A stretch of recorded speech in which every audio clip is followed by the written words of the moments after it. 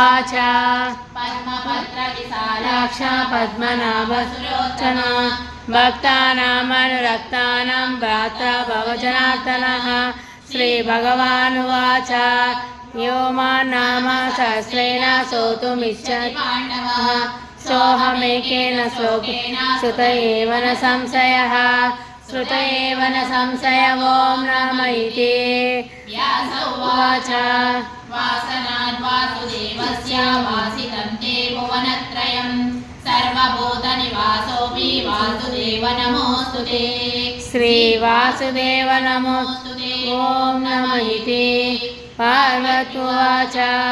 केनोपायेन लग्ना विष्णुर्नाम सहस्रकं पण्डिते पण्डितं नित्यं श्रोतुमिच्छाम्यहं प्रभो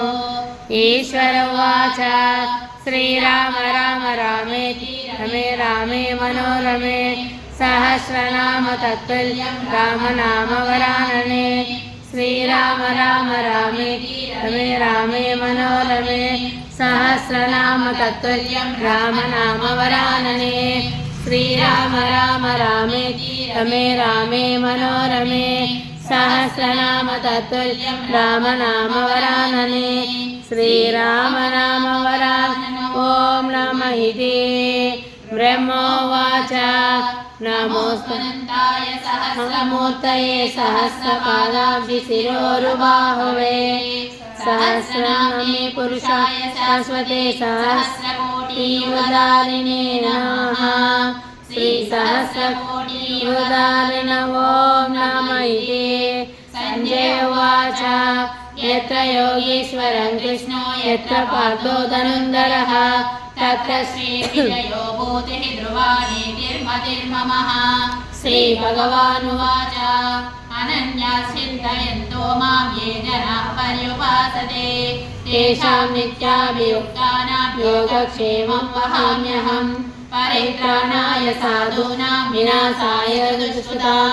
धर्मसंस्थापनार्थाय सम्भवामि युगे युगे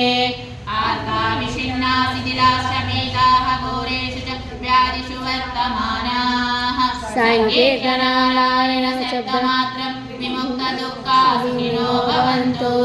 यदक्षरपदभ्रष्टं मात्राहीनं त्वेद्भवेत् तत्सर्वं क्षम्यता देव नारायण नमोऽस्तु ते कायेन वाचा मनसेन्द्रियेण बुद्ध्यात्मना वा प्रकृतिं स्वभावात् करोमि यद्य सकलं परस्मै नारायणायेति समर्पयामि श्रीमन्नारायणायेति समर्पयामि ॐ शान्ति शान्ति शान्तिः।